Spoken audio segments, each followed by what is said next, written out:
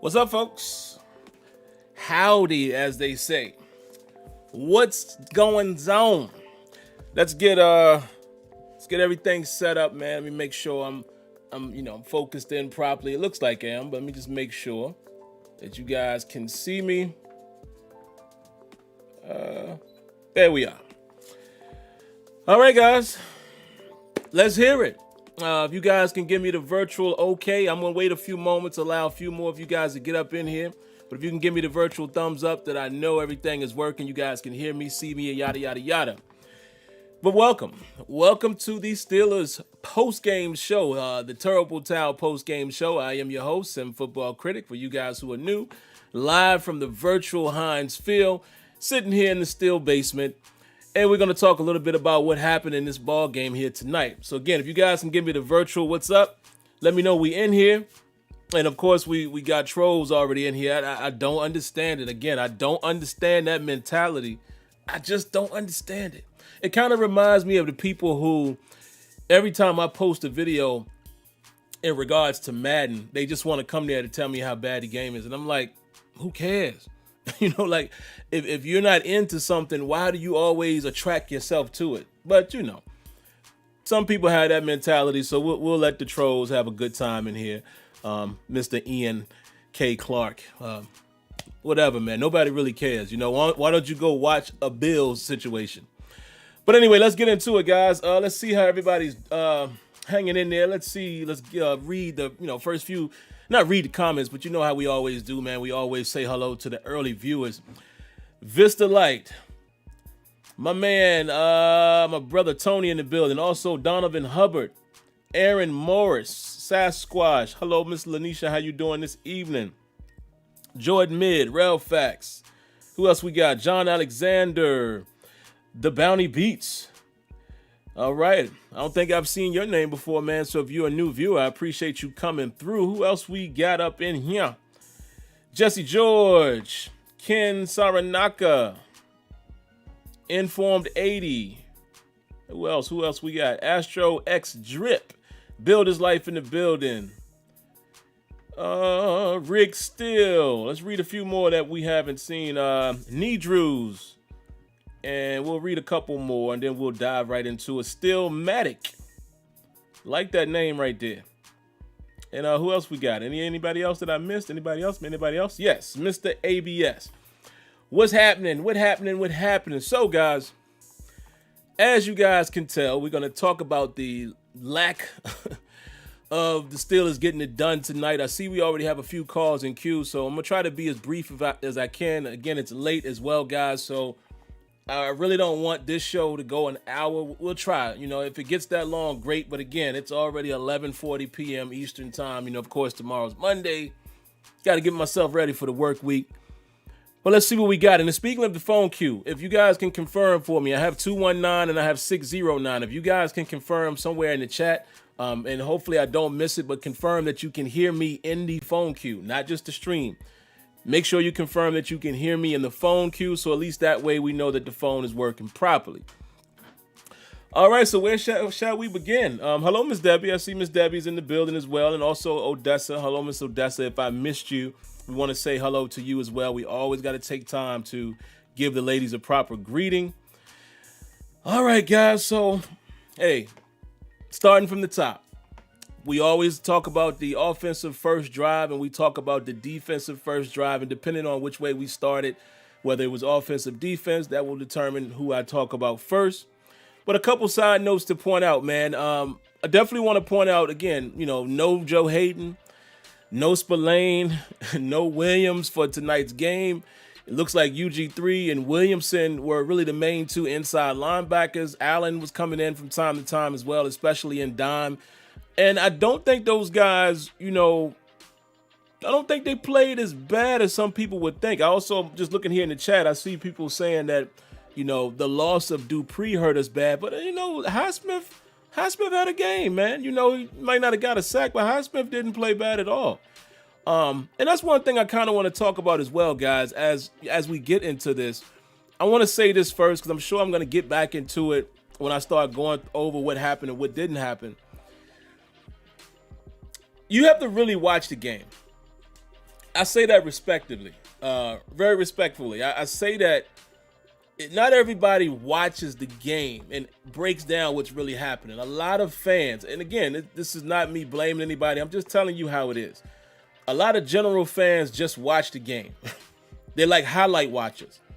You know, something big happens, you react to it, but you don't really look at the minutia. You don't understand what really happened. Again, I'm not saying whoever made that comment doesn't, watch the game thoroughly, but when you say stuff like, we really lost, the loss of Dupree showed up tonight, I don't think it did so much if you really pay attention to what, Alex Highsmith was doing. Does Dupree get sacks? Yeah, but we haven't been able to say that every game. He kind of plays kind of like Highsmith played tonight. But again, I just want to point that out because I know people are going to blame the defense. And I'm going to definitely explain to you guys why you shouldn't blame the defense for this loss. But anyway, let's get into it, man. Another thing that's important to know, some in-game injuries that we saw. Filer went down. Dotson went down. Chooks went down. I think Chooks came back. Highsmith went down. He came back. Cam Hayward was being, had attention paid to him as well. Looks like they were looking at a knee or something. He came back. So we really got to, definitely keep our eyes on what happened with some of these guys. Because we at one point got ridiculously thin. At one point, we were playing with only our last lineman. It got crazy out there. And we're already thin at inside linebacker and outside linebacker. So, we kind of getting by, man. And again, that stretch of 3 games in 12 days, and I'm not making excuses, but it puts something on your body. So hopefully these guys can, I don't know, man. We'll see what happens come next week. But all right, let's get into what really happened in this game. Let me stop being so long-winded. Offensive first drive, okay? Steelers received the ball first. Ray McCloud brings it out for whatever reason. I don't know why. I know he's confident in his abilities, but let's just say that he's probably been a better punt returner than a kick returner this year. Even though he's had some decent kick returns, you ain't had enough returns for you to bring the ball out of that situation. That ball was kicked deep. You bring it back to the 9-yard line. And the irony of it all, Dirty Red makes the tackle. Medikevich is the one who tackles him. How ironic is that when he was once a great special teamer for us? Deontay Johnson drops the first pass on that drive. Steelers run a jet sweep to Claypool on 2nd and 10, gain 5 yards, brings up a 3rd and 5. Ben throws a soft pass to Deontay Johnson, and it almost gets picked, and the Steelers go 3 and out. Okay, and great punt by Barry. Bills get called for holding, which backs them up to their own 33, so that was cool. Defensively, pass was incomplete to Beasley on 1st down. Josh Allen scrambles on 2nd to pick up 6. Bills get called for a false start, brings up a 3rd and 9. They take a deep shot to Diggs. It was incomplete, and it was double coverage. Both Nelson and Terrell Edmonds had double coverage on Stephon Diggs, so the Steelers, able to get off the field as well.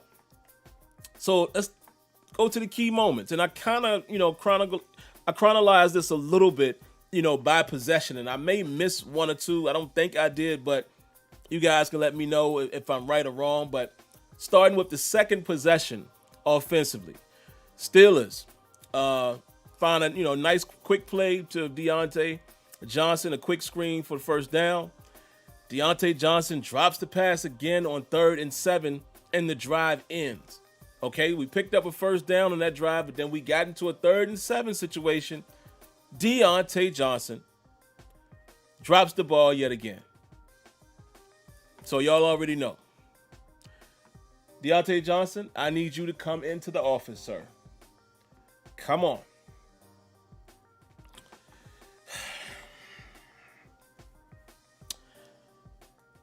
Deontay, let me first explain to you why I'm so upset with you. We need you on the field, sir. You are the playmaker in terms of after the catch. You're the shifty guy. You had a couple juke moves tonight that was nice. A real nice one on Ladarius White. Nice juke. But this is why we need you out there. You are probably one of the better route runners. You're the guy who beats man coverage in terms of with your route running, not just outrunning them. You're that guy. You're the AB-esque type of guy. But you know what you don't do quite as well as Antonio Brown? Catch the football. What's the use of having you out there if we can't depend on you on key situations? In key situations. What's going on with these drops, bruh? How many have you had in the last 2 weeks? I think it's in your head. You better get it out your head really quick. You know why? Because your quarterback likes going to you. He has trust in your ability and also your ability to get open. Not just ability once you catch it, but he trusts you in key situations. But when you start dropping the ball, you heard your coach say on the Mike Tomlin show, if those that we throw it to can't catch the ball, we find somebody else. And you know what happened? James Washington came in and pretty much was your replacement until late in the game. But we need your talent. We need your skill set. We're going to need your skill set, but not if you can't catch the daggone football. It's your job. You are a professional, sir. Get it together, bro. Get it together. That's all I can tell you. All right, get on out of here. Let's continue. On the Bills' second possession, Highsmith shows good pressure. He used that ghost rush. Remember what I showed you guys on Tuesday, how he does that little dip under? Used it. Got great pressure on Allen after the first down to Beasley because Beasley picked up a first down on that possession. Then Cam Hayward forces an early throw, hits Allen's arm, and Hilton gets the interception. And let me tell you something. That Cam Hayward, man, listen, there's a reason why that dude is a captain. That dude is a dog. Cam Hayward, some of you may or may not agree. And like I said, you have to watch the game, pay attention. Cam Hayward has been as consistent as TJ Watt. Every single game, Cam does something, whether it's pressure, a quarterback hit, blows up a run, something. And there he is producing again. And it's funny because they said it on the broadcast. His sacks are down, and I didn't really pay attention to the numbers, but they said on the broadcast that he only has 3 sacks this year, where he's been averaging about 8 sacks for the last few years. But it's felt like he's done more than that because of his consistent play. Cam Hayward is a dog, man. He has become, and for a while now, one of my favorite Steelers. And I could actually say of all time, because of his consistency, he's going to be one of my favorites. That dude puts his helmet on and goes to work every single week. And the fact that he can move the way he moves at his size is just admirable, man. Cam Hayward is a dog. Oh, man, he's a dog. But anyway, we get the interception. But guess what happens after that? Third possession for the Pittsburgh Steelers offensively. Back-to-back runs by the Steelers. We only pick up 6 yards. On 3rd and 4, ball gets tipped, and we go 3 and out. Nothing to show for the turnover. But then here's the funny thing. Keep this in mind. Steelers also go or produce a 3 and out right after that. So the defense doing their thing. Cam Sutton had a great play on that 3rd and 2. Get the Bills off the field. So again, defense handing us the ball back. Shout outs to Ken Saranaka for the donation, man. I definitely appreciate that. I don't see that there's a comment attached to it, but of course, I want to thank you for your donation, man. Each and every week when you guys come through with that, it's love. I appreciate it. So let's talk about the 4th offensive possession. Fowler goes down and Dotson comes in at left guard. Ben converts a 3rd down to Juju. It was a 3rd and 6 using the pump fake. He then uses the RPO, finds Juju again for another 1st down. It was 2nd and 7. But then we're unable to pick up the next 3rd down. Steelers were forced to punt. So that's 4 possessions, no points. Here we go. Bills have the ball again. Steelers caught with 12 men on the field, and it was 3rd and 2. That could have been detrimental. But the Steelers were able to force a 3rd and 11 after a nice play by Hilton on the screen. Blew the screen up. Sutton almost gets home on a corner blitz, and the Steelers get off the field. Should have been ruled a fumble, however. And I want to ask you guys, and I'll pause for a moment because I want to get you guys' comments. Y'all remember that play? Do you think, should Tomlin have challenged that play? And I say that with all due respect because we know his history with challenges. But do you guys think that that's a challenge that may have been overturned? Was there a clear recovery? I think it was. I think one of our guys got it. But clearly when they showed the replay, the ball was kind of hit and pushed forward. Missed call by the refs. And the refs missed quite a few calls. I won't say quite a few, but it's some decent calls they missed that should have gone our way. But what do you guys think, man? Do you think that was a challengeable moment? Would he have won it? And again, I know some people are probably going to say, yes, he should have done it. And he probably should have. But again, the same people, a lot of us that say that, we know his challenge history is not good. But everybody's saying, yes, challenge it. Yeah, and I thought we did recover it as well, Lawrence. So that maybe that's a missed opportunity. But more importantly, missed opportunity against the refs as well. But Tomlin and whoever was upstairs probably should have challenged that. I mean, I guess you could kind of say no harm, no foul. It was 3rd down. We got him off the field. However, you get the ball right there. You in their territory. You saw what happened later in the game when we got a turnover in their territory. So, let me see. Mr. ABS says, I thought if it was ruled incomplete, it wasn't challengeable. Maybe. So I'm not sure about that either. But if it was a challengeable call, I feel like we should have probably challenged there. But again, y'all know my knocks against Tomlin, man, is time management and the challenge game. So it doesn't surprise me that if it was a challengeable, that fumble was not reviewable. Okay, Scuba Steve, appreciate that. Like I said, again, I don't know what the situation was there, so I could be wrong asking that question because to me it clearly seemed like a fumble. So I would think that they wouldn't have missed that if it was a challengeable. I don't know. So anyway, we get the ball. All right. So 5th possession, Benny Snell takes over for Connor. Benny Snell picks up a nice 7 yards on 2nd and 5. Ben finds Juju on a big gain on the next play. Snell finds success again on 2nd and 8, brings up a 3rd and 3. And then Ebron drops a pass. Should have been caught. And the Steelers, only good news there, they were able to back up the Bills with a good punt. So let's take time to call the next contestant into the office. Eric Ebron, bring yourself in here. Or as Kenyon is calling you now, Eric E-Drops. Come on in here. Listen, Ebron, E-Drop. I'm going to give you the same speech that I gave Deontay Johnson, but I'm going to keep yours short and sweet. Catch the football. It's just that simple. If you can't catch the football, get off the field. But here's where you confuse me, though, E-Drop. You catch the tough ones. What kind of psyche you got going on in your mind? I'll wait. I'm going to take a sip of water. I need to know what kind of psyche is going on in your mind when that situation occurs. I don't get it.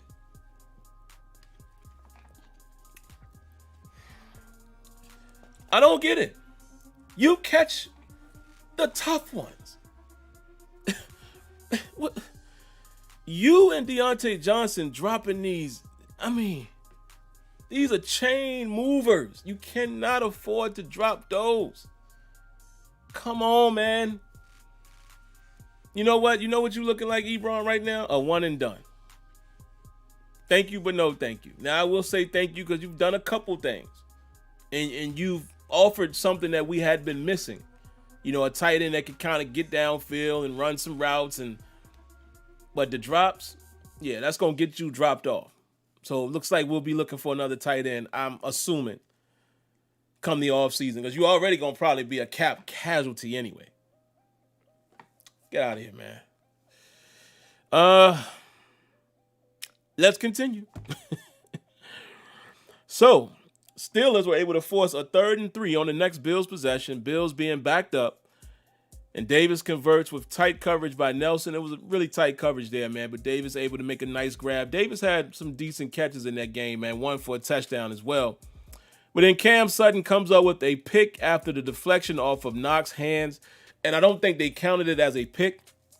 I think they kind of counted it as a fumble. It probably should have been a pick because it looked like the ball bounced up. But whether they counted it as a pick or not, great awareness by Cam Sutton, but even more importantly, man, great play by your boy Hilton. Hilton got off.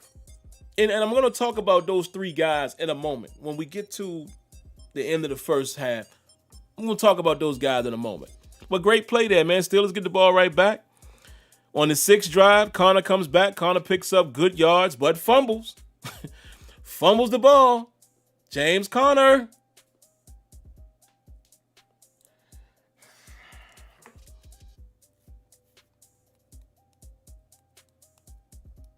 I'm not going to waste my time bringing you in the office because I don't know, man.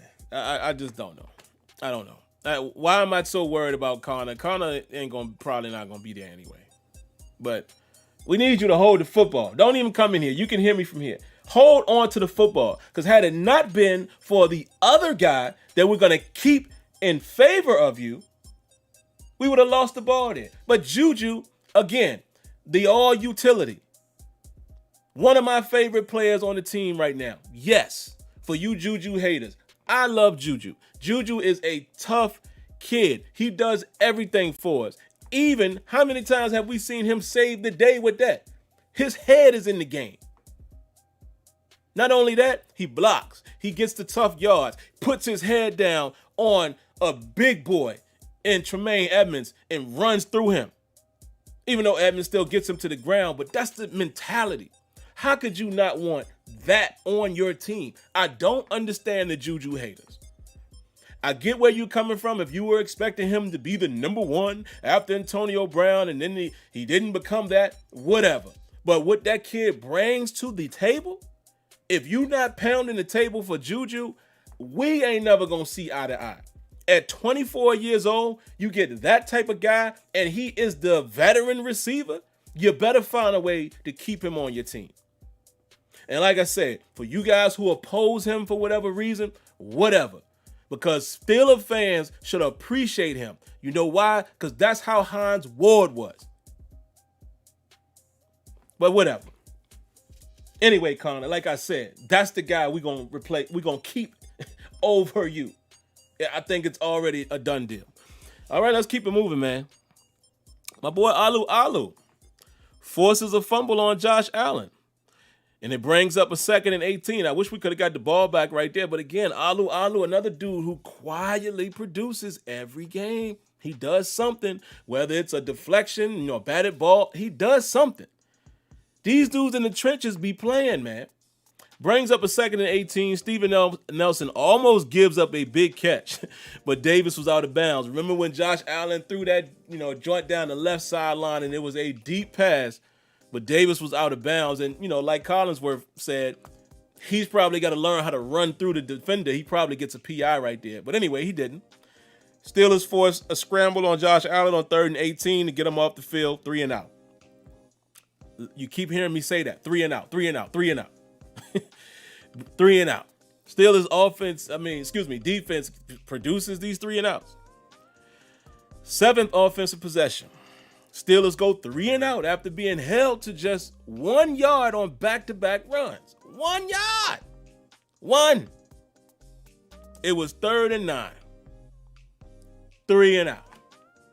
After your defense goes 3 and out. So what does that do? You put them back on the field.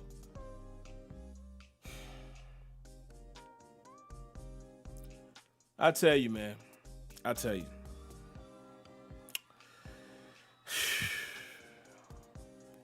Thank you for the donation, Brother Mark. 1992. I really appreciate it. Let's keep it moving because I want to get to the end of the first half so I can really talk about some side notes. Steelers give up a 3rd and 3, missed tackle on Diggs, and he keeps running for a big gain. Minkah Fitzpatrick. Come here, man. It's going to be a brief one. Look, Minkah, listen. This is like the 3rd time I've seen you do this year. Stop just throwing your shoulder in there. Make the tackle. I have never seen something like that before. You basically came in with the shoulder and bounced him up and kept him upright. And then he runs for a big gain. Put your arms in there. Stop throwing the shoulder. Wrap up. That is the essentials of playing defense. You cannot tackle, theoretically, or technically. You can't tackle without bringing your arms. So anytime you choose to go in with the shoulder, head and shoulders, things like that can happen. Come on, Minkah, man. Come on, man. You too good of a player. You're a physical player because you made a physical play later in that game on Beasley to save a touchdown. Come on, man. We can't have stuff like that, bro. We can't. Henry Mondo gets called for roughing, which was a terrible call. Listen, and I'm not being biased here. Y'all saw it. Terrible call. I don't know what them refs was doing out there. How was that roughing? Y'all remember that play? How? Please explain to me how that was considered roughing the passer. What else he's supposed to do there? I also thought illegal formation killed the play. Now, I could be wrong. So any of you guys out there that are efficient with the rule book, I understand most of the time when there's an offsetting penalty and one is a personal foul, the personal foul overrides everything and it's still enforced. But I thought a legal formation killed the play. I thought it was like a false start. Again, I don't know the rules, but I thought if it was a legal formation on the offense, play is dead. So in that sense, the personal foul shouldn't have still taken place because if the play is dead, but I guess not. But the Steelers were still able to hold the Bills to just a field goal. Look at that. At this point, it's 7-3. 7-3. And then on the 8th possession,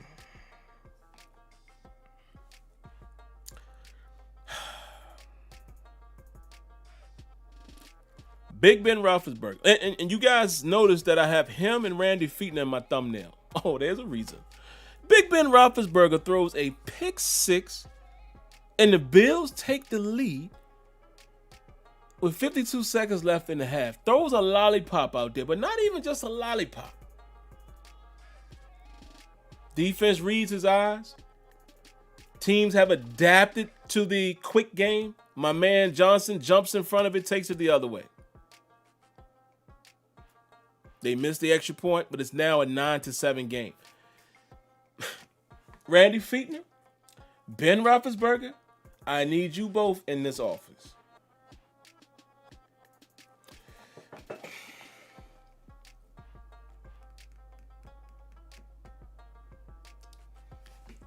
I don't know. I don't know what you guys are going to do. This offense is...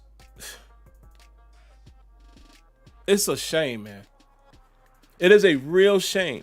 Ben, first of all, you can't make a pick right there. You cannot make a mistake and throw a pick in that situation. We just held them, man. It's 7-3. We got a minute and change left to the first half. Let's get out of there. But because you guys don't change it up, Randy Fichtner, Ben Roethlisberger, because I understand when Ben hurries it up, you're calling the plays. Hold on, let's interrupt ourselves. Shout outs to Big A for the donation. He says Big Ben needs to make a first down throw before going for it all on third down. Man, you telling me? Oh, we're gonna get into that too. But Ben, listen, we all know there's times when you're running the show. Randy Fichtner, we all know there's times when you're running the show. But what I can tell you guys right now, y'all better find a different plan. Y'all better find a different plan. Teams have figured it out. Everybody knows that you get the ball, you let it go quick, but you allow teams to play aggressive. Now, granted, we've won some games like that, 11 of them, but we all know how this goes, baby. The longer the season goes, the more teams got to beat on what you're doing. You have to make changes. We're going to talk about changes in a minute. You got to make some type of adjustment. And our offense right now, it seems incapable of doing it.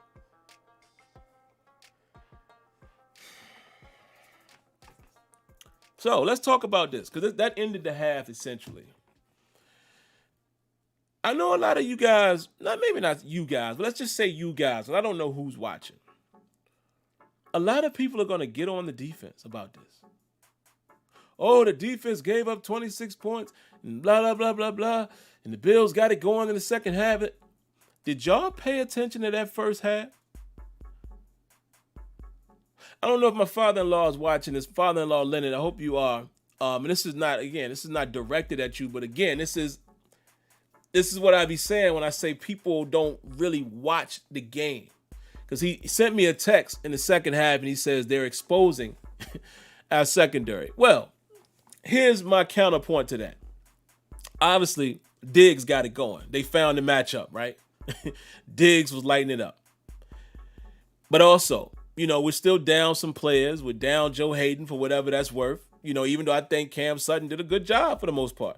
Nelson was kind of getting picked on. Nelson did a good job too in the first half. Nobody on this show that's watching this, or we'll hear this later, nobody can deny what the defense did in the first half. Those boys balled out. Sutton was balling. Hilton was balling. Nelson had good moments. Balling. Highsmith had great moments. TJ getting his normal pressure. We were killing them with pressure up the middle. Cam going crazy. Defense balled. They gave up a field goal, essentially. They gave up a field goal in the first half. We get 7 points out the deal. How many 3-and-outs did we produce? 7 points out the deal. How many times did we put the defense back on the field? 7 points out the deal. It's the offense. It's what I've been telling you guys. But everybody wants to get on me when I say we ain't going to beat Kansas City if we get there. Everybody wants to get on me. Oh, I'm crazy. What'd I tell y'all, man? What have I told y'all? Listen, the offense is just not consistent. Now, do I feel like that we can't get it going? No, I'm not going to say that because the talent is there. But we're going to have to come up with a different plan. We got to do something different. Here's another positive note that I don't know if everybody paid attention to. Did y'all notice in the first half, even though we didn't do it as much, we did it a little more than normal, we were getting 3 to 4 yards a pop at one point on the run. We were doing enough to set up other things. We were doing enough, especially when Snell came in. And then on the play, even when Connors fumbled, we started getting some decent gains, but we didn't work off of it. We didn't really do no play. You know what I'm saying? I don't understand the plan. We had moments in that game where we were getting 3 to 4 yards here and there. That might not sound like a lot to most people, but those are successful runs. You still are posing the threat to run. So you're keeping the defense honest when you're doing that, and we kind of went away from it. We went right back into the dink and dunk. But listen, man, I'm not putting this on the defense whatsoever. Okay, we gave up points in the second half. You know why? Their offense was able to make adjustments. Our offense makes no adjustments. Point blank, period. And you can't expect a defense to hold a team all game, especially a team that's playoff bound. The Bills were a good team. And, to be honest, it was moments where I felt like, okay, we can play with the good teams.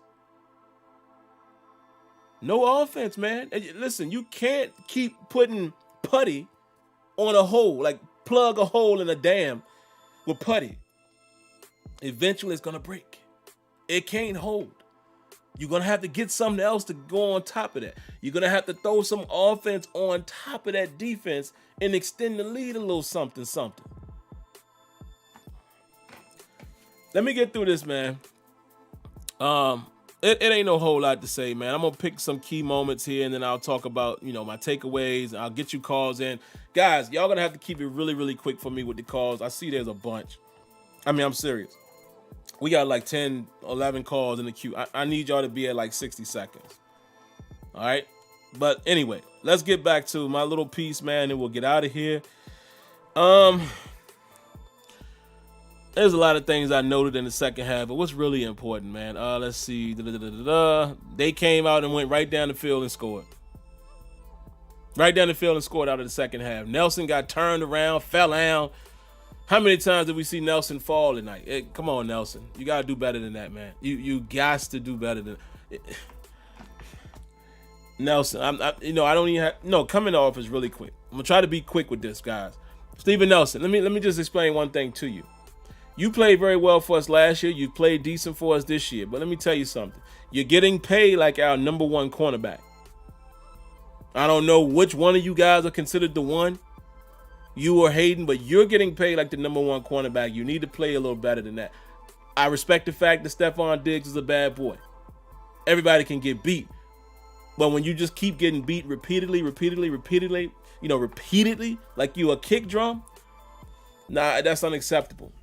And getting spun around so bad that you falling down, unacceptable. Now, again, you played well in the first half, but I don't know what happened to you in the second half, man, particularly the third quarter. The third quarter was the worst moment for us defensively. Came right out and scored, man, and then let's see what we do after that. Ninth possession. Steelers go 3 and out. Ben sacked on third down. 11th possession. Oh, no, excuse me. 10th.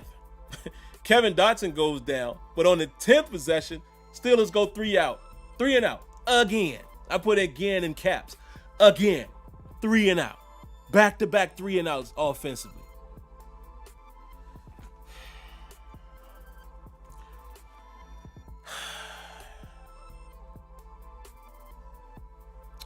Let's give a shout out, man, to Leonardus. Thank you very much for the donation. I appreciate you, man. Appreciate you. 11 possession. The Steelers finally have a sustainable drive, right? On possession 11. I mean, again, I could be wrong with these further numbers down. I think I captured them all, but I could be off 1 or 2 possessions. But on the 11th possession of the night, we finally put together a sustainable drive. In the fourth quarter, we end the drive with a touchdown to Juju. We ran the natural pick action. Finds Ebron with a 2-point conversion. And again, that was a tougher catch than his other drops. He catches it. And it's currently a 1-possession game, 15-23. Okay. Following the Steelers touchdown, Steelers get the Bills in a 3rd and 10 situation. Bills are able to convert with a 12-yard pickup. Hilton was called for PI. The ball gets put on the 1-yard line, and the Steelers were able to still hold to a field goal. Do y'all hear this? Again, for everybody who's going to go at the defense was showing up when they needed to show up. Yes, they gave up some stuff. Yes, they gave up a few points. But you know what they didn't do? Is what I say every week. If you can hold an NFL offense under 20 points, or 20 or less, you in good shape. We did that. I'll tell you in a minute. 1 second. Thank you for the donation, CT Pittman. He says, real talk. Have the Steelers had a really good corner since Rod Woodson? Well, we all know the answer to that. We have not.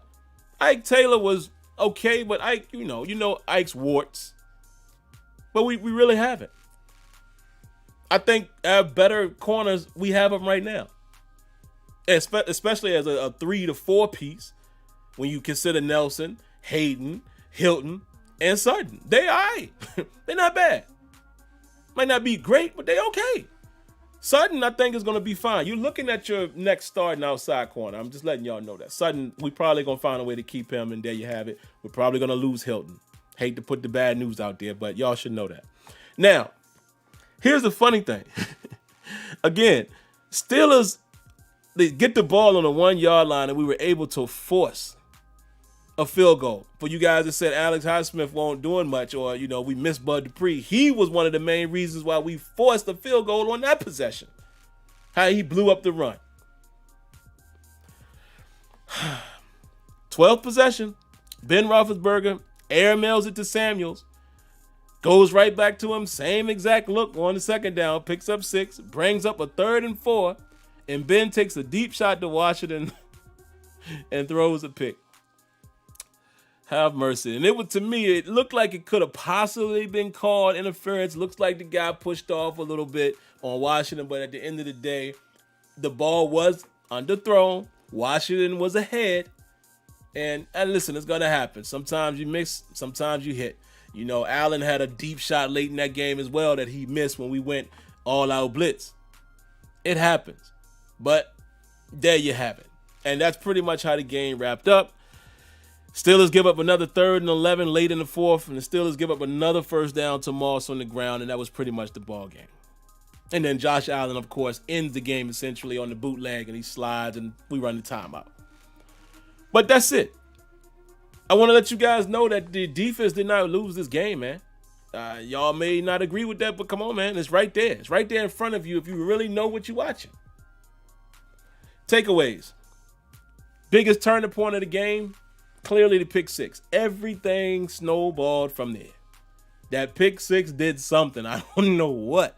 Old momentum showed up when that pick 6 happened. It's the craziest swing, man. Because from that point on, they come right out. They score on the first possession in the second half.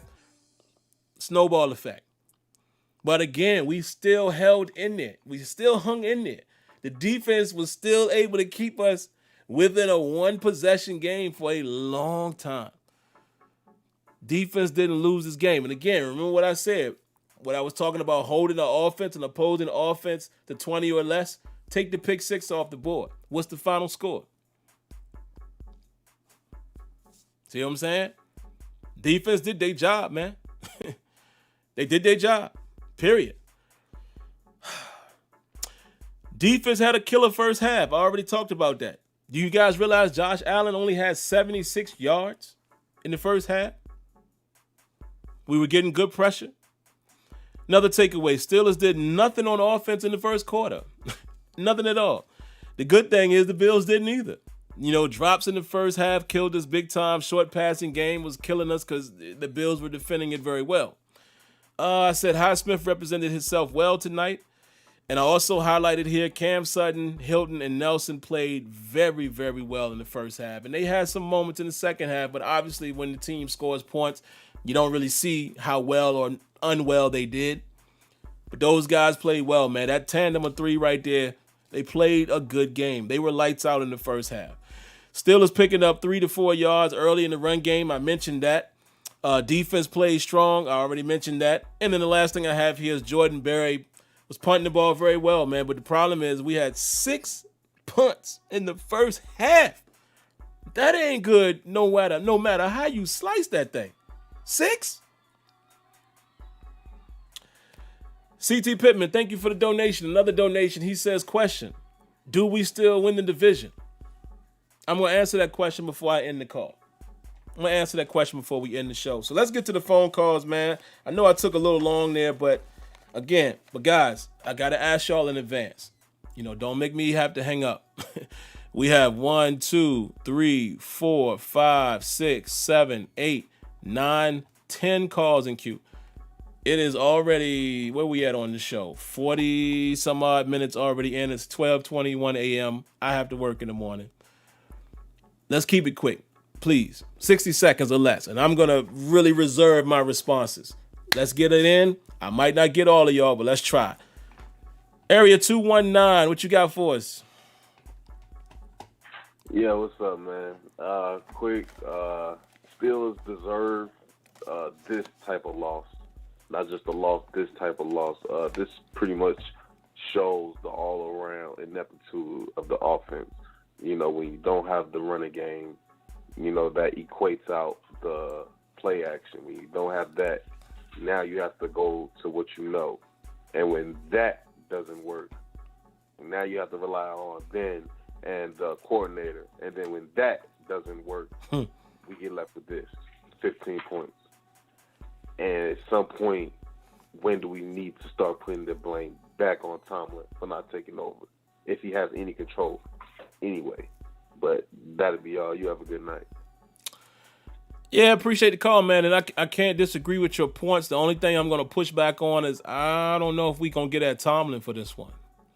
I mean, Tomlin is not an offensive man, you know, and not to say that as a head coach, you shouldn't have developed something by now, but you got your Hall of Fame veteran quarterback. You got offensive coordinator who's been there forever. You have a new offensive quarterbacks coach in Canada. I don't think we can put the blame on Tomlin. Let's not forget, we're 11-2, right? Let's not get spoiled by the fact that, we supposed to win. We won 11 straight games. Whether they was good wins, ugly wins, or whatever, I don't think we can go at Tomlin on the offensive side. That's just my opinion. But I feel where you're coming from. Next up, 609. What you got for us? What's going on, SimFBallCritic? All right, let's start with this offense, man. I think Randy got to go.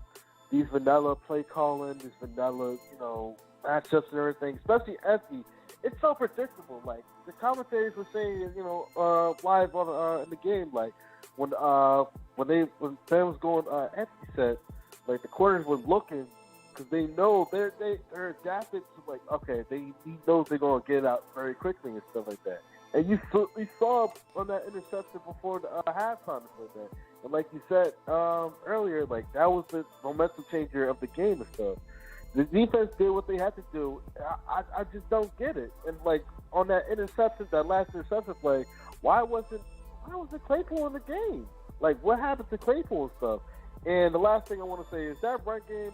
I would say the play that would just cement like our run game for the this for tonight. Basically, when the Bills defensive lineman just blew up that run play on Kevin Dotson, fell on his behind, and he was our furniture mover and stuff like that. That's all I gotta say. Have a good night, man. Yeah, man. Don't disagree with anything you said there, and I'm gonna keep it, moving. I'm gonna try to limit my responses as much as I can. I gotta pause for a moment, man, to interrupt myself for the donation. Gotta say shouts out to Still Cut. Appreciate the donation. He says 3 games in 12 days. I give the whole team a pass on this one. I felt tired watching them. Yeah, it's sorta. We already crossed that bridge, but you out there, you got to perform. To me, the 12 days there's no reason why drops happen. There's no reason why the offense can't be, efficient. Defense played. You know what I'm saying? So I can't give them that pass either. And yeah, losing certain players hurt us too, but we were in this game clearly. Let's move on, man. 412, what you got for us? Hey, Sim, it's Smitty from Pittsburgh. I'm just going to say this. I thought the defense played good. They are one of the highest scoring offenses in the league. You have 26 points. So I thought if your offense played well, you could have won that game. But I have 2 controversial takes. I think Aaron Donald's going to win Defensive Player of the Year because I've been watching the whole game. T.J. Watt was pretty much single on that tackle. And if you're going to be the best edge rusher, you got to win at least a one-on-one. He was winning some battles, but he needed at least a sack or a strip sack. That's what I needed to him because I think Aaron Donald do it on Thursday night and dominate that game. They weren't even trying to leave him one-on-one. Cam Hayward was the best man on that defensive line. And I watched, they were double teaming him, so it was mathematically in his favor to win those battles. And also, regardless what happened to the season, do you think the Steelers should start looking for a quarterback, win the Super Bowl or not? Because Ben, he's stubborn, and I'm starting to see rookie quarterbacks read and diagnose defense quicker than him. That's my take. I just think that, like old Dave from Still, I'm sorry. That's my end of my call. I gotta go. I want to help hold you on. Appreciate it, man. I'll be short on that. Just respond to one thing. Yes. Steelers need to look for a quarterback immediately, like old Bernie Mac would say, immediately. We have to. Again, I don't know if you guys have seen this, but there's reports from sources that they're a little concerned with Ben's knee. I'm not confident with Rudolph, having to take over. We need a quarterback. I don't think you wait till next year if the quarterback is out there. Let's keep it moving, guys. I don't think I'm going to get to all of y'all, man, but let's try to keep it as quick as we can. 505, what you got for us? Hey, what's up, Sim? Can you hear me? Yes, sir. Hey, man, I called this last week. We were going to get pick 6, and it happened. I knew that it was going to happen. Our offense is piss poor, man. You sure did. I mean, you called it. With Eric E. drop and Deontay Dropson, you know what? I can catch better than both of those guys. That's ridiculous, man. I haven't seen Derek Watt one time in the game. We're too busy going empty. We're so predictable, man. We're not going to beat anyone playing like this. Playing like trash, man. That's all I got. Thank you, Sim. No problem, man. I got to give you your credit. I definitely remember you saying that. I knew one of you guys said it, and then when I saw the 505, I was like, yeah, that's right. You did say that. You said it was going to happen, and it happened. The offense is shameful right now as far as efficiency. I don't know, man. I don't know what we can do to change it. Let's move on, man. Let's keep it moving, guys. 678, what you got for us? Hey, thank you for taking my call, Sim. As you know, Ben can kill you or he can kill you. I believe that penalty on number 99, that was trash. I hate the way the referees get together all the time and want to call a penalty off on us, and then when it's penalty, like you said, against Washington, that should have been called, man. There's too many times this season that people are getting touched, and they don't call the penalty. But when it's somebody else, they call it on us. And then, T.J. Watt and Highsmith.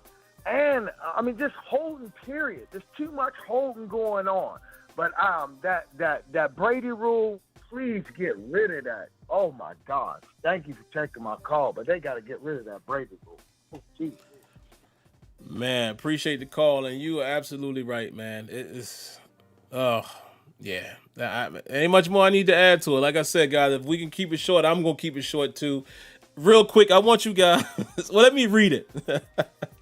I'm going to read Debbie's comment because I agree wholeheartedly, man. Shout outs to C. Antoine Hill for the donation. He says trade up for Lance. I don't know, man. We'll see how the Steelers are feeling around that time. But let me read Debbie's comment really quick. I don't want to forget this. She said, it's also Ben's head. He is stubborn. Look at what he's putting out every week. And then saying, I got to do better every week. Damn it, do better. Yes, I love that, Debbie. I love that.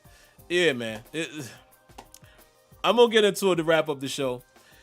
All right, guys, let's try to keep it moving, man. It's still like 80 y'all in here. I don't think we're getting to everybody, but right now, 404, what you got?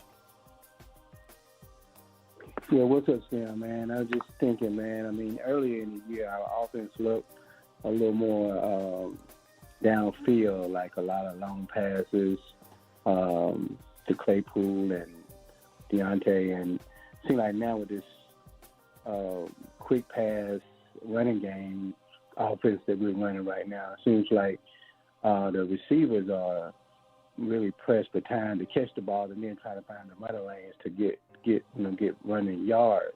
I think that's what Deontay's problem is. It's no excuse for him dropping passes, but he's trying to catch the ball quick so he can get quick yards. And so I don't know, man. I just don't like that running back by quick passes offensive style that we're doing right now. That's all, man. Yeah, man. A lot of you guys are saying the same thing, and I agree. I'll hold my thoughts for the end of the show, man. I want to try to breeze through this again. What we got? 1, 2, 3, 4. We down to 5. Guys, quick. I'm going to try to get y'all all in. We have 2 803, so I'm going to come to 803-447. What you got for us? Yo, bro. Only thing I got to say is I ain't got no more, bro. I don't know what we just got to get rid of Ben, bro. Really. Because he's just pissing me off to the point of where I want to break some stuff, bro, It's not defense is doing great. I love the defense, but it's just Ben, bro. Yeah, Ben, man. bro. I can't blame him on no receivers. Because look how Ben throwing the ball, bro. He got knee injury. He old. He's not Tom Brady, even though I don't like Tom Brady, but he's not Tom Brady, bro. He needs to go. Okay, that's all I got to say, bro. Man, I appreciate the call. And speaking of Brady, I ain't gonna lie, man. Brady was throwing some. Woo! Did y'all see that pass he threw to what's the kid, Miller? Brady put that thing on the money. And let me just throw Ben a small amount of bail, very small. Ben has done some decent things this year. I'm not gonna say he hasn't. He's reduced the interceptions, the touchdowns are up, are decent. But yeah, man, it's some of those key moments, and maybe that offense we're running could be due to his limitations. And it's really starting to rear its ugly head, man, unfortunately for us. Yeah. Area 443, what you got for us? What's good, Sim? How you, man? Good. What's going on, man? Not much. Try to make this quick as possible, man. I'm not a fair weather. Been around the Steelers a long time, man. Born and raised there. If you take my clothes off, I might have a Steeler uniform on. With that being said, I'm about to punch a lot of Steeler fans in the gut. Pouncey, gotta go. Villanueva, gotta go. Yeah. Ben, it's your time to go. Connor, it's your time to go. Fichtner, it's your time to go. Why do Fichtner and Ben gotta go? Because if Fichtner ain't calling the plays, Ben is calling the plays, and they're calling the exact same plays. Keith Butler, I might give you a pass because the defense balled out, but homie, just like Sim used to say in the beginning, if you watch what the Bills did on 3rd and 2, they didn't give Ben time to do a quick pass. Why do Keith Butler want to continue to put our defensive backs in 10 yards or 15 yards off the ball on 3rd and 2? So with that, Keith Butler, you are the weakest link as well. That's my time, Sim. I appreciate the call, man. Man, I appreciate it as well. I love that passion. Everybody got to go. And speaking of which, guys, there's one more office visit that I have before we end this show. And it is Keith Butler. I was saving it for last. Next up, Area 803. We got 3 more, guys. It's going to be 803, 717, and 334. Thank you, guys, for being quick. Let's knock these out. 803, what you got for us? Hey, brother, how you doing this evening? I'm doing good, man. Good. Agree with everybody's assessments. Debbie almost threw me off track because, I agree with everything she said on that. Yeah.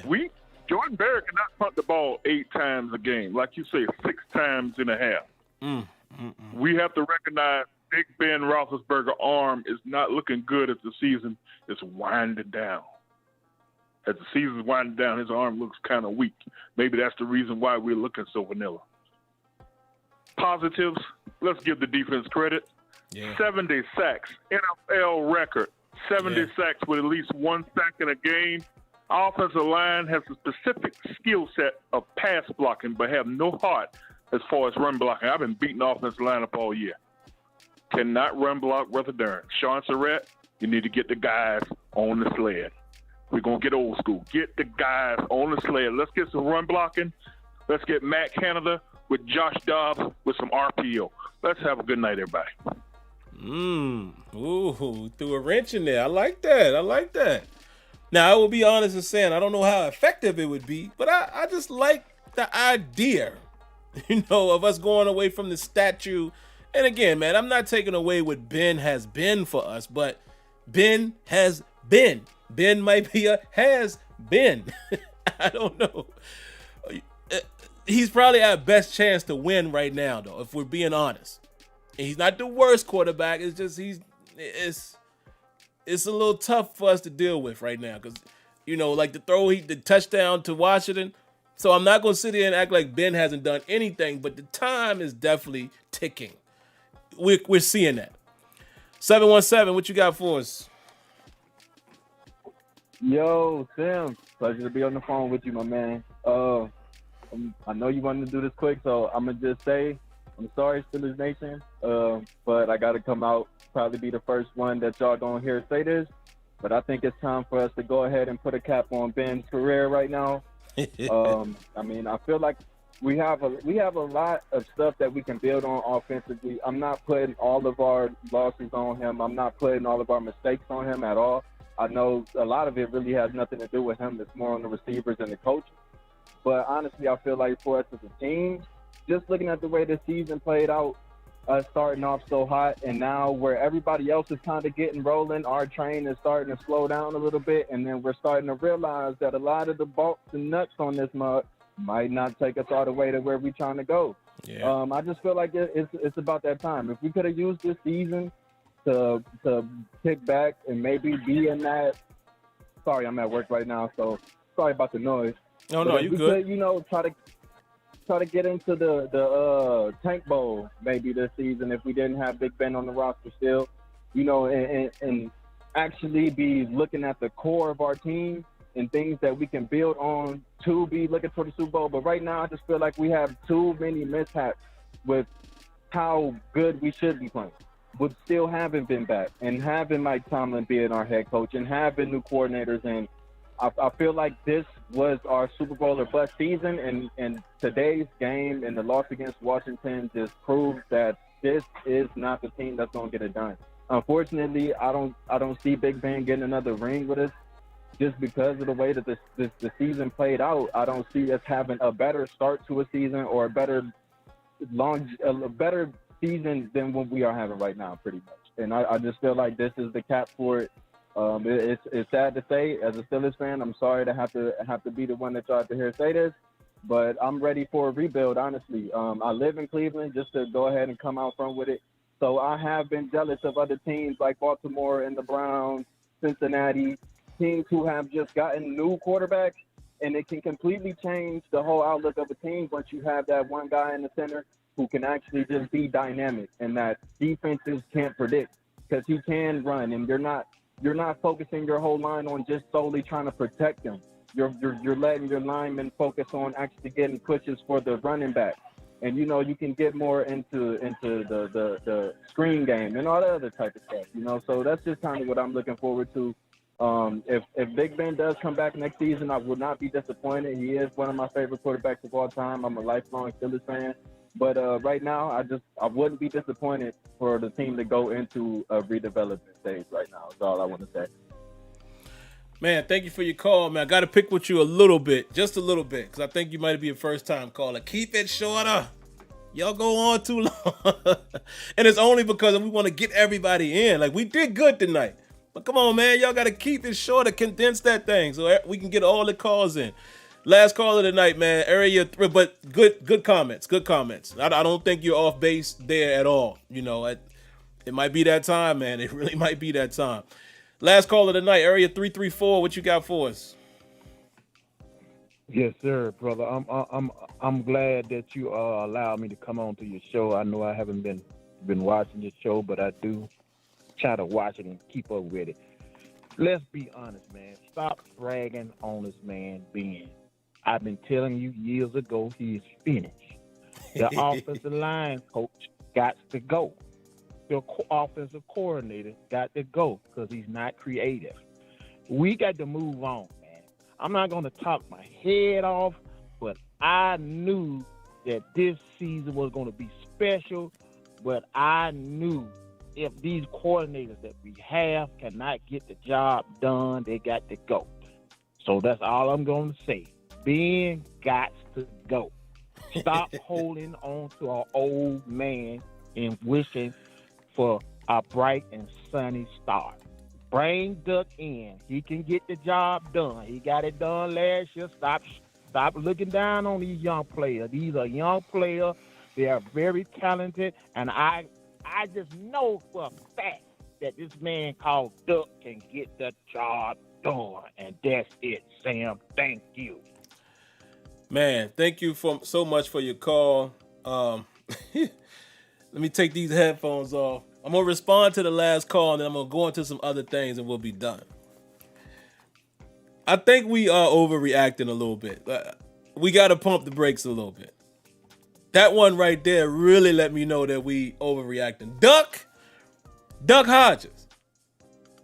Duck Goose. Come on, man. Listen, first of all, let me say this. Ben Roethlisberger can still win. Can still win. You know what I'm going to do really quick? Hold on. Give me a second. Give me a second, because I got to pull some stuff up here to put it in perspective. Give me 2 seconds, guys. I'm going to put it in perspective, man, just so I know we are emotional. You know, I know this is trending down and we're not feeling good about it, but hold on. I'm going to put some things in perspective for you guys. Let's see what we got here. 2 seconds. I'll be with you in a second. Let me find it.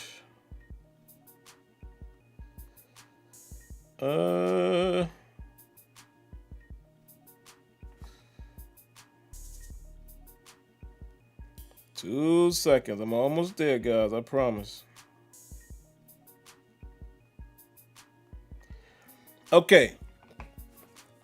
Let me spew some numbers to you guys. Ben Roethlisberger has 29 touchdowns. Ben Roethlisberger has 9 interceptions. Some of them we already know were not totally his fault. Ben Roethlisberger has 3,292 yards and a quarterback rating currently of 94.9. Is Ben getting older? Yes. Is it time for us to move in another direction? Yes. Do we think Ben Roethlisberger is going to be able to play as long as Brady? Probably not. Ben's time is coming to an end, but let's not get ahead of ourselves and act as if there's another kid on the roster now that's going to put us in a better situation to win. It's not. It ain't Duck Hodges. It ain't Josh Dobbs. It ain't Mason Rudolph. Come on, man. Come on. Now, yes, I have gotten on Ben the same way you guys have, but Ben Roethlisberger right now is our best chance to win. Also because that offense that we're running is constructed for Ben Roethlisberger. It ain't going to be the same with Dobbs and Duck and all that. Come on, man. Or Rudolph. They ain't just going to change the offense at this point. Week 14. Come on, man. We gotta slow down a little bit. When you're talking about future, I'm with you there. But if we talking about the rest of this season, and honestly, and most likely 2021, we're still probably gonna be dealing with Ben. So we got the rest of this season and playoffs, and probably next season, and then we can really start talking about the move on. I'm just saying. But we can win. The games that we have won, like Ben has had, think about the games that we've won and the type of throws and stuff he was making. Come on, man. Even the money throw he threw to the Deontay last week. It's just that he's probably not what he once was. We can all agree on that. But let's not act like Ben ain't still a very, very solid quarterback in the NFL when you look around the league. That's all I'm saying. I know it hurts. I know we're emotional. I get it. But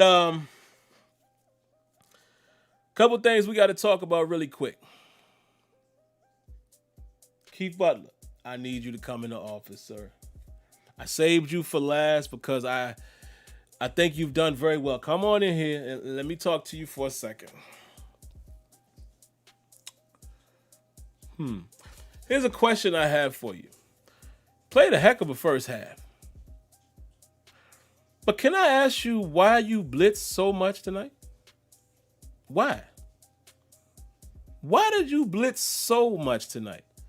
And up the middle. The reason why I'm asking, it wasn't getting home. None of them blitzes were getting home. Now, did sometimes we force the ball out? Sure. Had a great plan in the first half. But you know what happened, Keith Butler? They adjusted to it. So why didn't you adjust to the adjustment? I mean, you just kept sending pressure. It got to the point where even Collinsworth was like, of course. What is it again? Pressure. Well, why? It wasn't working. You were leaving massive holes in the secondary. And again, for people who were saying we were getting exposed, yeah, that happens when you blitz and it don't get home. And you got a super strong quarterback in Josh Allen, where most of the time, the way he rolls out, most of the time quarterbacks throwing that ball out of bounds. He was completing some crazy throws on the run. And that's why I say a guy like him and my man Patrick Mahomes are going to be tough outings. Because these dudes, the play ain't never over unless you get them on the ground. And I mean, my goodness, how many times were we going to continue to blitz and he continued to beat it? Come on, Butler. This man beat every blitz we sent at him pretty much. I don't get it. I don't get it. I don't get it. I don't get it, man. I don't get it. They made adjustments. That means you have to make adjustments too. Great plan in the first half, it worked. But when it stopped working, that's when you got to come out of it. Same thing that Randy Fichtner and Ben Roethlisberger needs to do. Second thing I want to talk about. I sometimes I find it amusing, man, how Mike Tomlin becomes the scapegoat. Listen, I'm not here to agree or disagree with whether somebody likes Mike Tomlin as a coach. I don't care about any of that. I don't. It don't hurt my feelings if somebody likes Mike Tomlin. It doesn't hurt my feelings if somebody hates Mike Tomlin. But what I don't understand sometimes is I think we go a little too far with the Tomlin blame. I don't think I can blame Tomlin for the offense. I get what you guys are saying. It's his job to take over. But here's the thing. How do we don't know what's happening in these meetings. What we do know and what we can see with our own eyes, the last several games when we run the football, we ain't running nowhere. Against Washington, when we had 20-something yards on the ground, that ain't got nothing to do with Tomlin.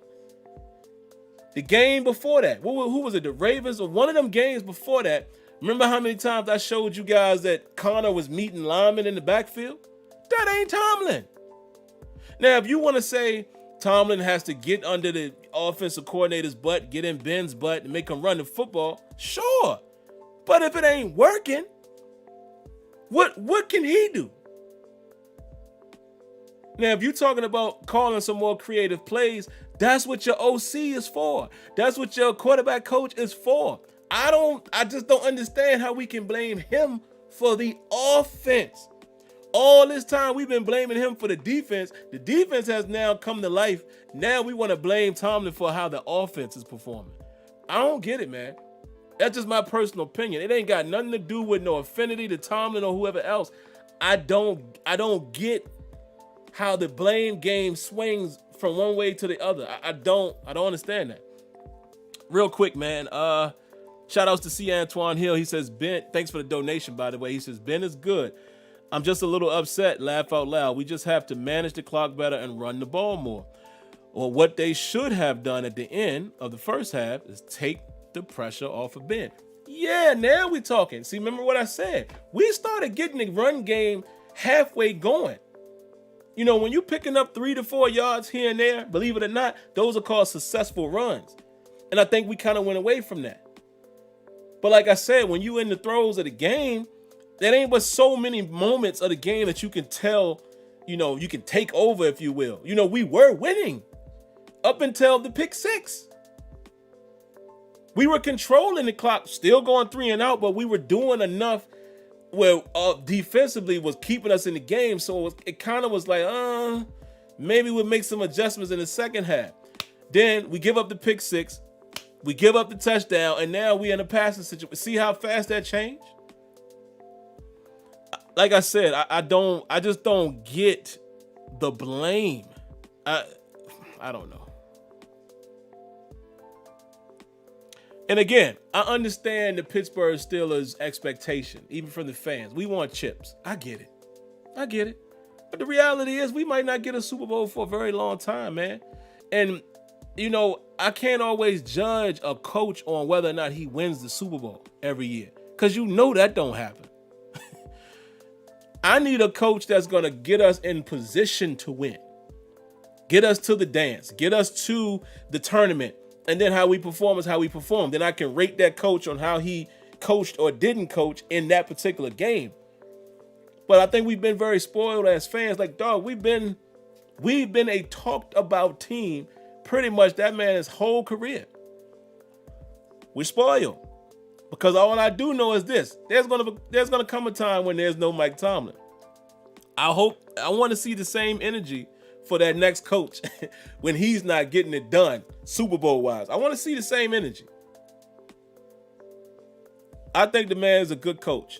Does he have a few warts? Of course he does. A lot of coaches do.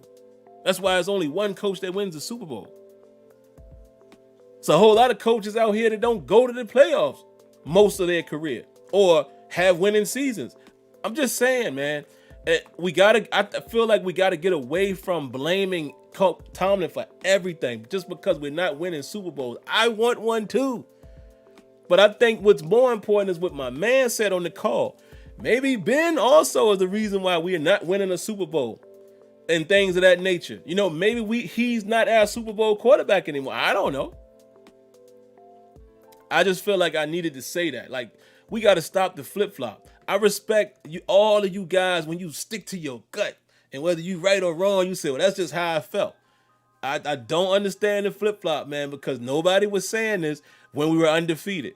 Now, all of a sudden, it's Tomlin's fault that the offense is out of whack. That's crazy to me, man. I don't know. I don't know, man. But it is what it is, man. Yeah. Wave D says, Wave D10 says Andy Reid just got his first one. Andy Reid, in my opinion, is a heck of a coach. Heck of a coach. And he just got his. You know, he done messed around and found an offensive juggernaut. You know what I mean? But it's all good. I mean, it's not about me. Again, I never want you, and I think you guys know that about me. I don't never side with one coach, one player. I just give my honest opinion. I don't have an attachment to anybody that plays or coaches for that team. I love the team. So if you're going to tell me that we got somebody else that will come in there and guarantee us a Super Bowl, bring him in. I will say thank you, Mike Tomlin, for what you've been. I love you as a coach because you did good things there. I loved your culture, all of that, blah, blah, blah. But if the next guy, it's time for him to come and get us a chip, bring him in. I don't have an attraction to. I just try to spew the facts that I see. You know what I mean? But I don't know. But whatever. Again, I can't make you guys change your mind. I just don't understand how can you put the offensive production. Are y'all watching the game the same way I'm watching it? Are y'all watching the same game? Y'all gonna tell me what y'all seeing out there offensively falls on Tomlin?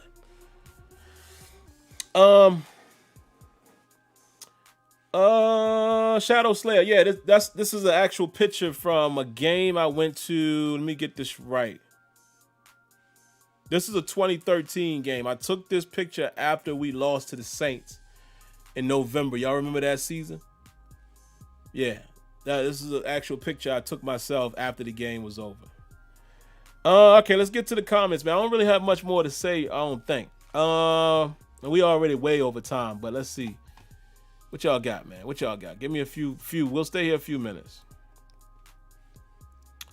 Builder's Life says, Tomlin is the enabler. He's responsible for keeping these bums around and playing. All right, okay. I'll let you have that. I mean, again, nobody can. This is the funny thing. Nobody can never tell me who the replacement is. That's all I'm saying. Come with me with some concrete. Nobody can ever say that. Everybody just say, get rid of. Tell me who is the guy that's going to put us in a better position that you know of right now. That's all I'm saying. Mid-Master Toy Museum says the Steelers have a Super Bowl caliber defense. We just need to tweak our offense. It's really a matter of our players executing the play. That's a big part of it too, man. I got to give you a shout out on that. A big part of it is execution. Because again, we've seen games this year where we produced 30 plus points, right? On good defenses. Remember what we did to Cleveland in the first game? Remember what we did to the Titans in the first half. You know, like we've put it together when we needed to put it together, but it's just we don't have any consistency. There's the identity seems to have an issue. Real G Lee says when we get to the completely passing and no run game, Tomlin should have reeled them in and said run the football more. Real G Lee, again, are you watching the game that I'm watching? Most of the time that we've had trouble running the ball, we're not getting no yards. So of course you go away from it. And then I don't know.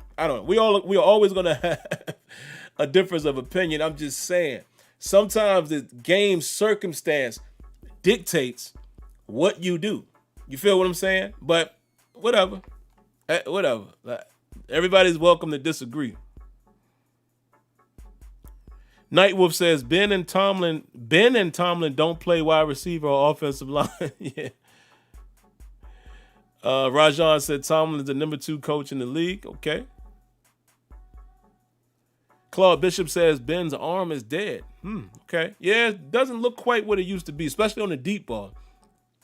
Gary and Williamson says the defense can't keep carrying the offense. The offense must stand up and protect the ball. Absolutely.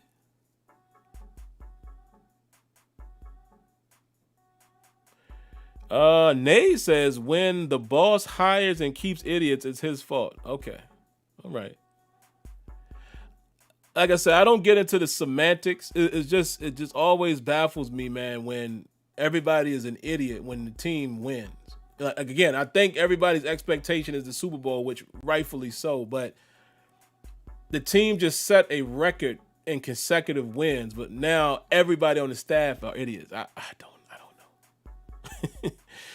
Easy Pit says, do people understand how hard it is to find a good head coach? Look around the league and see how many good head coaches there are. Some teams look for decades to find a good coach. I'm just saying, man, all we got to do is do this. The big eyes. Open the eyes and look. We should be able to comprehend this stuff, people. What else we got? Darian Dalton says, I don't want our team to be exposed as a fraud playoff team. We got smacked in the face twice. He says, it's time for the fun guys like Ebron and Juju to come into practice. Guys, I really love this show, man. And I love that we all share our opinions and we all respect each other. You know, just because I disagree, it doesn't mean that I don't respect what you guys are saying.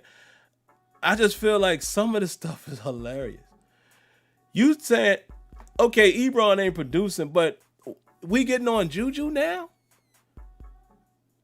It's time for the fun guys like Ebron and Juju to come into practice serious and angry and ready to smash since Juju has shown up in every game pretty much. Y'all see what I'm saying when I say sometimes I think we pull from the highlight reel? We not really paying attention. No disrespect, but how are we going at Juju now? Juju been doing his job all across the field. Whatever. We need to get more balance, more motion to open up the field. Yep, I agree with that. Kenyon says, are you serious? Oh my God, Tommy John surgery on his throwing elbow. What y'all talking about, Tommy John? He just came on. Oh, you talking about Ben. Yeah. Yeah, and that's another thing, folks. That is a great point, Kenyon. I don't think a lot of us ain't really paying attention to that. Ben is coming off horrendous surgery. I mean, horrendous injury, rather. I don't know, man. Listen, I love you guys, man. Trust me. When I was, just a fan, and I say that respectively, like years ago, I didn't know. But when you start really paying attention, it's easier to understand the things that are happening on and off the field when you. It's funny, man. It's amusing sometimes, man. The Juju hate, I don't get it. C. Brown says Tomlin is not the problem. Randy don't know what to do with this offense. Okay.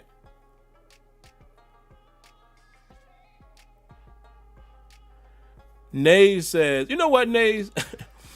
I always expect you to go off the rails. That's just the facts. He says constantly play down, constant failure to adjust, constantly poor preparedness. I'll let the chat handle that comment.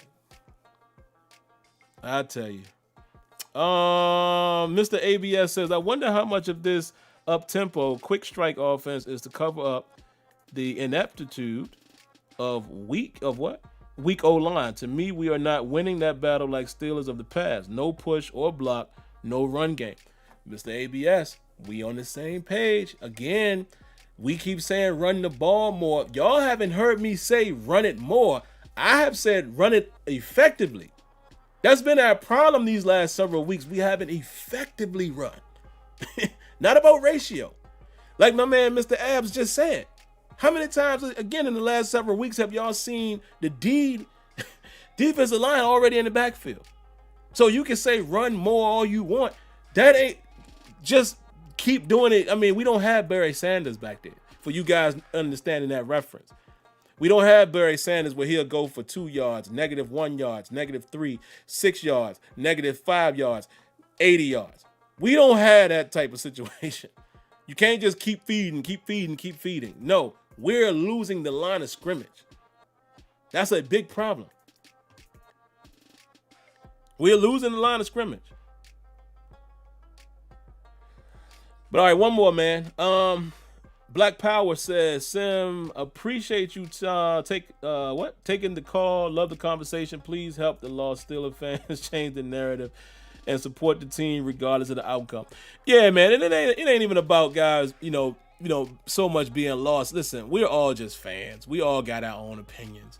The last thing I will say, and for you guys who are listening on the phone, I'm about to cut the phone queue, man, because I'm gonna go ahead and just continue the live stream here. We'll cut the phone off, and we're just gonna continue for a few more minutes. Here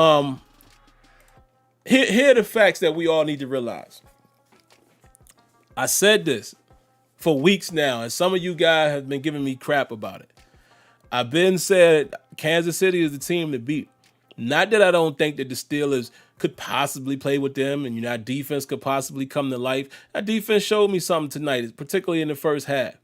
Playing a talented Buffalo team, right? Well, high-scoring Buffalo team. They showed me a little something with the injuries that we have out there. We do have injuries, and not even just the obvious ones like Dupree and, guys like Bush, but no Hayden tonight, no Williams. I mean, no Spillane. Like, we handled ourselves pretty well, right? But here's the reality. I kept saying our offense is not producing like Kansas City. Kansas City has had some near misses, okay? Miami has some small opportunities today, but Kansas City found a way against a solid defense. They continue to do that. Right now, they are going to score more points than I think our Pittsburgh Steelers will score. That's what I tried to say a few weeks ago. And like I said, some of you guys chopped my head off. I ain't scared of Kansas City where you should be. You should be. Yeah, their defense ain't that great, but do you think we're going to put up more points than them? No, I don't think so. I don't have the proof yet. And I said that I want to see how we play against these decent teams. Bills, Colts, and got to even throw Cleveland in there. Because somebody asked that question earlier, do you think we still win the division? I don't know. It depends. We need the Ravens to beat Cleveland tomorrow.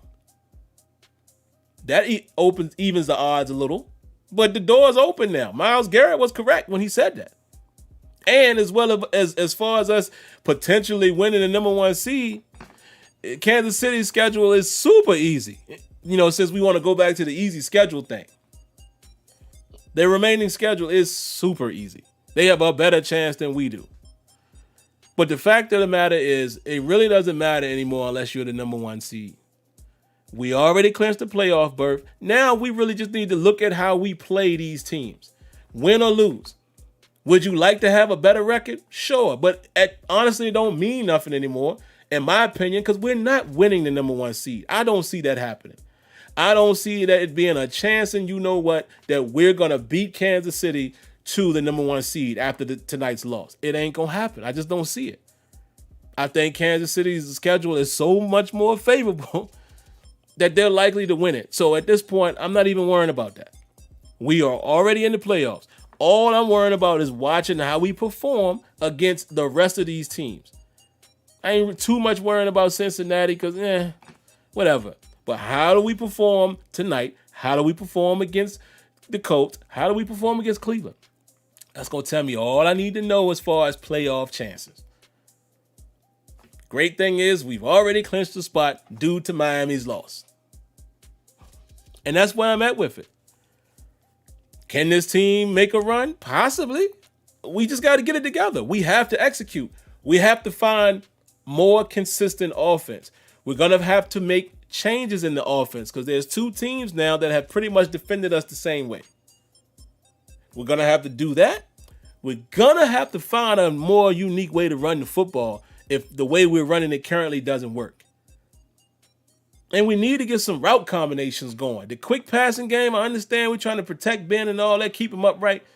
Dog, looks like that ain't working no more. Yeah, so we're going to have to make changes. It's just that simple. Not drastic changes because you ain't going to do that this late in the season, but you got to make some adjustments and you got to execute. Guys got to stop dropping the ball. We got to start playing ball control. Defense looks like they can play with most teams. So we'll see. But that's just the reality at this point. People can say what they want about what the Steelers are or aren't. But the reality is they're in the playoffs. We know we're going to get in the tournament. How will we perform? I suggest you watch the remaining games, whether we win or lose these games, particularly the Colts and the Browns, and that will tell you what type of chances we may have in the playoffs. And that's all I got. I think we can end it there. So, there you have it. But that's it, guys. I spent a lot of time here tonight. I didn't mean to go this long, and it's 1:08 a.m. I'm going to pay for it in the morning. But that's all I got. But all right, man. You guys be good. I hope everyone has a good night. And we'll see. Let's watch tomorrow and see what happens in that game, man. And, I have a feeling that the Ravens will probably get themselves together. They probably feel like that they have a chance also to, get on a little run and get themselves in the playoffs, considering some of these other teams. So I think they're going to come out to play. And, I think they can get that win. And that's going to help us, in terms of winning the division.